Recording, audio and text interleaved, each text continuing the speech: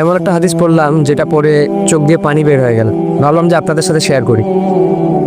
হযরত আবু বকর সিদ্দিক রাদিয়াল্লাহু তাআলা আনহু নামাজে দাঁড়িয়ে তিনি নামাজরত অবস্থায় কাঁদতেছিলেন।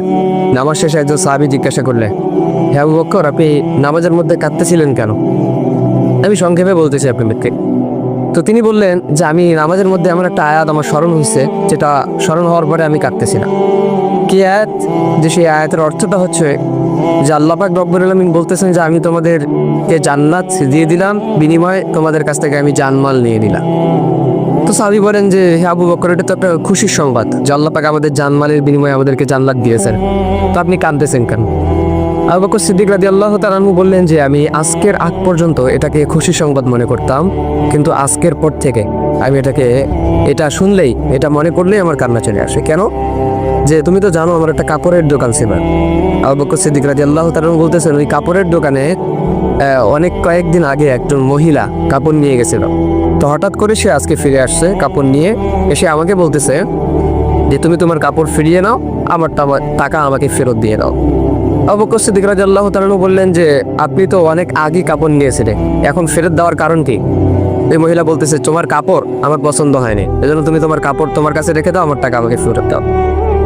আবু বকর সিদ্দিক রাদিয়াল্লাহু তাআলা আনহু বলতেছেন আমি কাঁদতেছি এটা ভেবে, কিয়ামতের ময়দানে সবাইকে যখন উলঙ্গ করে দাঁড় করানো হবে, সেদিন যদি আল্লাহ পাক রব্বুল আলামিন আমাকে বলে যে আবু বকর তোমার জানমাল আমি তোমাকে দিয়ে দিলাম, বিনিময়ে তুমি আমার জানমালকে আমার কাছে ফিরাই দিয়ে দাও, সেদিন আমি আবু বকরের হালত কি হবে?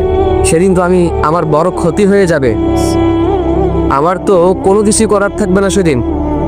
এজন্য প্রিয় ভাই, এই হাদিস থেকে এতটুকু শিক্ষা যে আল্লাহ পাক রব্বুল আলামিন আমাদেরকেও যদি কিয়ামতের দিন বলে যে তোমাদের জানমাল তোমাদেরকে ফিরিয়ে দিলাম, বিনিময়ে আমার জান্নাত আমাকে তোমরা ফিরিয়ে দাও, সেদিন আমাদের কি হালত হবে? কারণ আল্লাহ পাক রব্বুল আলামিন যদি বলেন যে তোমার সালাত, তোমার নামাজ, তোমার রোজা, তোমার হজ, তোমার যাকাত, তোমার জিকির আজগার কোনো কিছু আমি আল্লাহ পাক রব্বুল আলামিনের দরবারে পছন্দ হয় নাই, সুতরাং তোমার জানমাল তুমি তোমার কাছেই রাখো, আমার জান্নাত আমার কাছে ফিরাই দাও। তো আপনি ভাবেন তো, অনুভব করেন তো যে সেদিন আমাদের হালতটা কি হবে? সেদিন আমরা কোথায় যাব? আমাদের পরিস্থিতি, পজিশন সেদিন কোথায় থাকবে? সেদিন তো কেউ কাউকে চিনবে না, সবাই শুধু হাহাকার হয়ে ছুটবে এক একটা নেকির জন্য। তো সেদিন আমাদেরকে যদি আল্লাহ পাক রব্বুল আলামিন এভাবে ধরে ফেলেন, তো সেই আল্লাহ তাআলার কাঠগড়া থেকে বাঁচানোর ক্ষমতা আমাদের ফিরে নেই। আপনি দুনিয়ার কাঠগড়া থেকে চাইলেই আপনি কিন্তু বাঁচতে পারে, কিন্তু আল্লাহর কাঠগড়ায় যদি আপনি ধরা খেয়ে যান, তো সেখান থেকে বাঁচার কোনো উপায় নাই।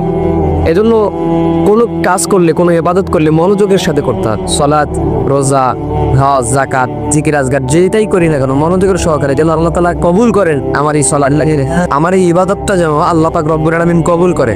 তো সেই